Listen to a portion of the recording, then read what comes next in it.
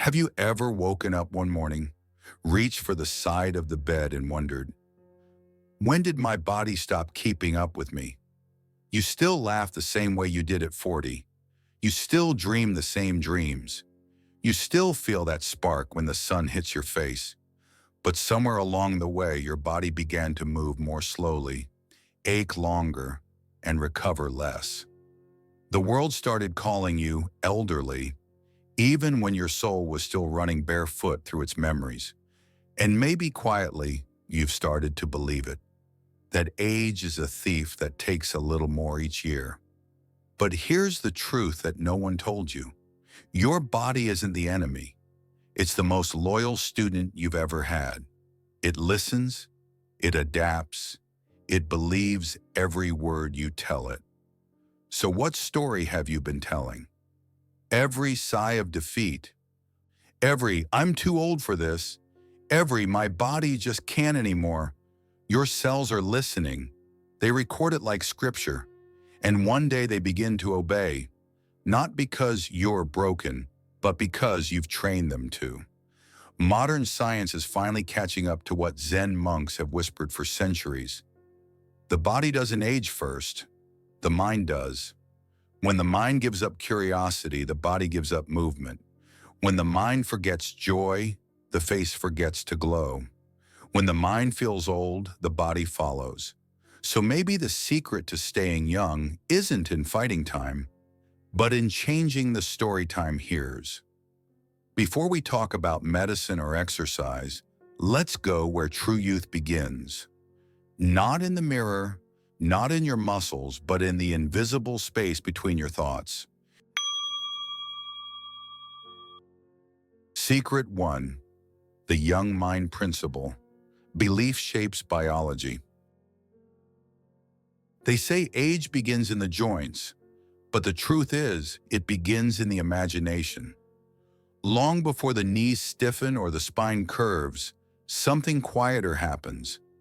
The mind stops expecting wonder. The eyes stop looking for surprise. The heart stops believing that something new is still possible. There's an old Zen proverb: the mind paints the body. Every thought you hold, every word you whisper to yourself becomes the color of your skin, the rhythm of your heartbeat, the chemistry in your blood. Science calls it the placebo effect, but monks have always called it faith in motion. The moment you believe you're old, your body starts rehearsing it. Years ago, a Harvard study took elderly hotel cleaners, women who spent their days scrubbing floors and changing sheets, and told them their daily work was, in fact, exercise. Nothing else changed. Same shifts, same uniforms, same tired hands. But within a few weeks, their bodies transformed. Blood pressure dropped, weight lowered, energy returned. Their belief, not their behavior, rewired their biology. So what happens when you stop telling yourself you're declining? Your body listens. It always has. There's a temple in Kyoto where the oldest monk, over 90, sweeps the courtyard every morning. His back is straight, his breath steady, his eyes bright like wet stone. When asked his secret, he laughs softly and says, "I never told my body it was old." Your body believes every word you think, so speak youth into it. You see, the mind isn't just a storyteller, it's a sculpture. It molds your posture, your hormones, your heartbeat. If the story you tell is "I'm fading," the body follows that blueprint faithfully. But if the story becomes "I'm still growing, still learning, still needed," then your biology begins to repair itself to match. This isn't fantasy, it's physics, the law of vibration. The same energy that allows a seed to crack stone and reach the sun lives inside you. But it only obeys one master, the one who believes. The Buddha once said, "With our thoughts, we make the world." He didn't mean the outer world alone. He meant the world inside your skin. Every wrinkle, every ache, every rush of fatigue is not just time's fingerprint, it's the echo of your internal dialogue. And when that dialogue softens, when it turns from fear to fascination, something ancient inside you begins to awaken. You don't lose youth because time passes. You lose it because curiosity does. Think back to the last time you felt truly alive. Maybe you were 65 or 25, or just last week when you laughed so hard you forgot the years. In that moment, the body forgot too. It obeyed the emotion, not the age. That's why monks don't meditate to erase wrinkles or chase longevity. They meditate to remember aliveness. When they breathe, they tell their cells, "You are still part of life's dance." When they bow, they remind their spine that humility keeps it flexible.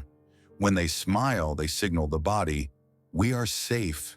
We are still becoming." And so their bodies, even at 90, obey not the number, but the narrative. Your body doesn't crave youth. It craves belief. It doesn't need you to run marathons. It needs you to remember that it's still capable of joy. So the next time you catch yourself saying, "I'm getting too old for this," stop, breathe, correct yourself gently. "No, I'm still here for this." And feel what happens inside your chest. That tiny spark of warmth, that soft pulse in your ribs. That's not nostalgia. That's youth answering back. Because the secret of the monks isn't that they've mastered time, it's that they've befriended belief. And the body, in all its wisdom, simply follows the mind that still dares to live. But belief alone isn't enough, because a young mind trapped in a still body begins to fade. To truly feel 40 at 70, you must not only think young, you must move like youth again, not with force, but with flow. Secret 2. Movement as meditation. Flow keeps you young. They say stiffness comes with age, but that's not true. Stiffness comes with fear. When we were young, we trusted life enough to move freely through it. We ran without thinking, we danced without rhythm, we stretched without pain. But somewhere along the way, the world taught us to protect ourselves, to hold in, to tighten, to be careful. And that caution, more than time, is what begins to age us. You don't stop moving because you grow old. You grow old because you stop moving. Aging isn't the stiffness of the body, it's the stiffness of rhythm. Watch a child move, fluid, spontaneous, alive. Now watch an old man rise from a chair, slow, deliberate, bracing himself as if the world might break him. The difference isn't muscle, it's trust. One trusts life to catch them, the other fears it might not. In Zen temples, monks don't exercise like we do. They move as meditation. Each sweep, each bow, each breath is their way of keeping life in motion. Sweeping the courtyard, carrying water, bowing after meditation. Each gesture is deliberate, unhurried, alive with intention. They aren't burning calories. They're keeping energy alive. They believe movement is medicine, not punishment.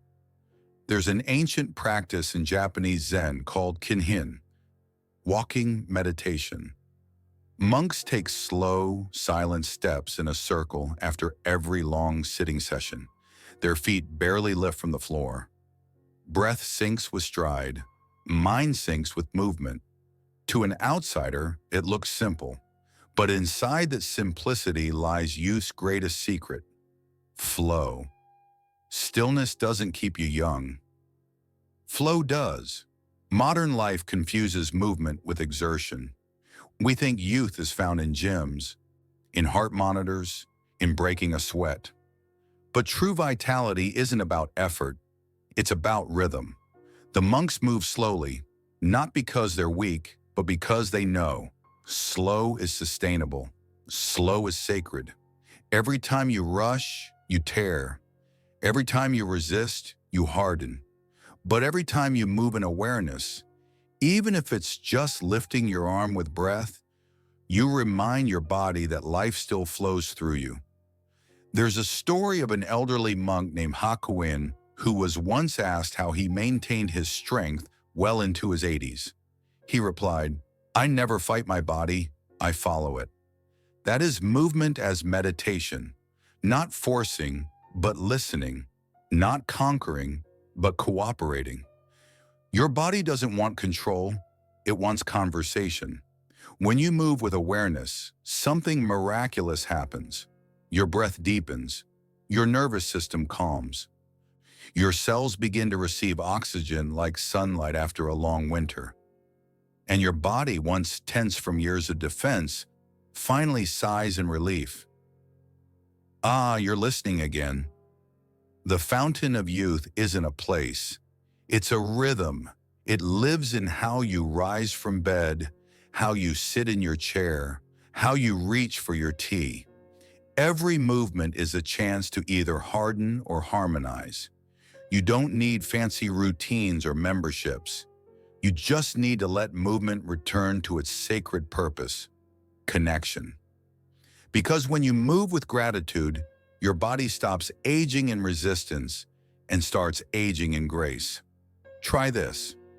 Tomorrow morning, before you rush into the day, stand barefoot on the ground. Feel your weight evenly in both feet. Roll your shoulders back. Inhale, exhale. Move your arms slowly, as if stirring the air around you. That's not stretching. That's remembering. That's life re-entering your body. Flow isn't something you do. It's something you return to. In Buddhism, they say the river never worries about reaching the ocean. It just flows. And in flowing, it arrives. Your body is the same. You don't need to chase youth. You just need to stop fighting the current. So move not to prove, but to participate. Move not to fix, but to feel. But even flow has its limits if the heart remains heavy, because no matter how gracefully you move, you cannot feel light until you release what you've been carrying inside. And that brings us to the next secret. The emotional weight that ages the body more than time ever could. Secret 3. Releasing emotional weight, the real cause of aging. You think you're tired because of age, but maybe you're tired because of everything you've been carrying. The body doesn't just age, it remembers. Every heartbreak, every regret, every word you swallowed instead of speaking, it all leaves a mark. The shoulders tighten, the breath shortens. The spine bends, not from time, but from tension. You're not heavy because of the years. You're heavy because of what you've never released. In Zen philosophy, pain is never just physical. The body is a mirror for the mind. When the heart hardens, the body follows. When emotion is buried, it doesn't disappear. It sinks deep into the muscles, the joints, the cells. That ache in your neck, the argument you never resolved. That knot in your stomach, the apology you never gave. That fatigue in your bones, the years you spent pretending to be fine. An old Buddhist is saying, suffering doesn't come from life, it comes from resistance to life. And that resistance, that constant inner tightening, is what truly ages you. Wrinkles don't come from years. They come from years of holding things in. I once met a Zen nun named Eiko in the mountains of Nara. She was in her late 80s, her face lined like river stones. Yet when she smiled, the entire room seemed to exhale. She told me that for 50 years, she began each day the same way, sweeping the temple steps and whispering, "Let this be the day I release what no longer serves." She said, "Forgiveness is not kindness, it's cleansing." When you hold on to anger, your body stays braced as if still in battle. When you carry guilt, your cells contract in shame. But when you forgive, truly forgive, you're not excusing what happened. You're setting your body free from reliving it every day. Modern science now confirms what monks have practiced for centuries. Emotional repression triggers chronic stress, and chronic stress accelerates aging. Cortisol hardens the arteries, slows healing, and weakens immunity. But a single act of release, a deep cry, a conversation long overdue, a breath of surrender, resets your nervous system faster than any supplement ever could. You don't grow old because of time. You grow old because you stopped exhaling what hurt you. The Buddha once compared the human heart to a bowl of clear water. Each emotion that isn't expressed is like a handful of dirt dropped into it. Over time, the water becomes cloudy, not because the bowl is old, but because it hasn't been cleaned. Meditation, forgiveness, even laughter, these are how the monks rinse their water. They don't wait for the storm to pass. They pour it out. Think about it. How many moments have you lived half present, weighed down by what happened 10, 20, 30 years ago? The body can't tell time. It relives every emotion as if it's happening now. And so, the more memories you hold, the heavier you feel. The body ages faster when the heart is full of yesterday. When you lighten the mind, the face softens. When you forgive, the breath deepens. And when you stop replaying the past, your body finally remembers how to live in the present. Try this small ritual the monks use. Sit quietly. Place your hand over your chest. Inhale deeply. As you exhale, whisper to yourself, I release what I no longer need. Don't analyze what that is. Let the breath decide. Do it once a day and you'll notice something strange. You begin to move more easily. You begin to feel lighter. Because healing doesn't always mean adding more. Sometimes it means subtracting, releasing what your body was never meant to keep. The oldest monks will tell you this. Longevity isn't about what you hold on to. It's about how gently you can let go. And when you finally do, when the mind unclenches and the heart exhales, you realize youth was never lost. It was simply buried beneath the weight of what you refuse to feel. And once the emotions are free, there's only one thing left: to reconnect with the force that keeps every monk glowing well into their 90s. Purpose. Because when the heart has a reason to rise, the body follows. Secret 4. Purpose, the soul's anti-aging serum. Maybe you've noticed, it's not the wrinkles that make someone look old. It's when their eyes lose the spark that says, I still have something to live for. You can eat perfectly, stretch daily, and still feel hollow if your heart has forgotten its why. Because the truth is, the body doesn't fade with time. It fades from disconnection. You don't grow old when your hair turns gray. You grow old when your days stop meaning something. Purpose isn't a luxury, it's oxygen for the soul. When you stop waking up for something that matters, even the smallest task feels heavy. But when you have a reason, no matter how humble, energy returns like sunlight after rain. In Zen, and they call it Ikigai, the quiet joy of being useful, even in small ways. It doesn't have to be noble or grand. It can be as simple as watering your plants, teaching your grandson how to cook, or smiling at a stranger who needed kindness that day. I once met a monk named Ryokan, 87 years old, thin as bamboo but radiant as dawn. Every morning he swept the temple courtyard, humming softly. When I asked why he still worked so hard, he chuckled and said, "The broom doesn't need me, but I need the broom. It gives me a reason to breathe." That's the secret.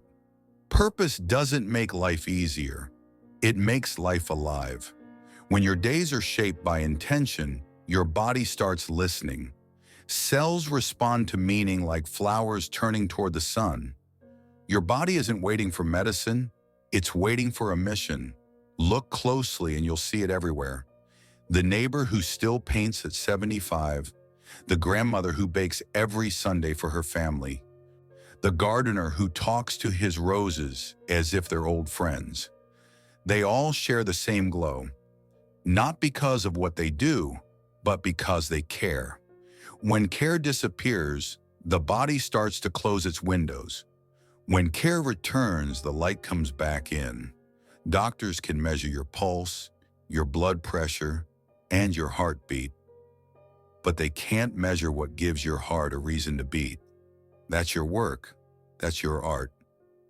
Purpose whispers to your body, stay, we're not finished yet. There's a story from Zen about an old calligrapher who lost the strength in his hand.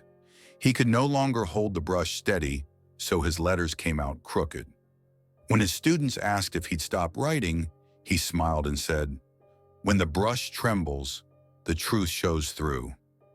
And he kept painting until his final day. Not for perfection, but for meaning.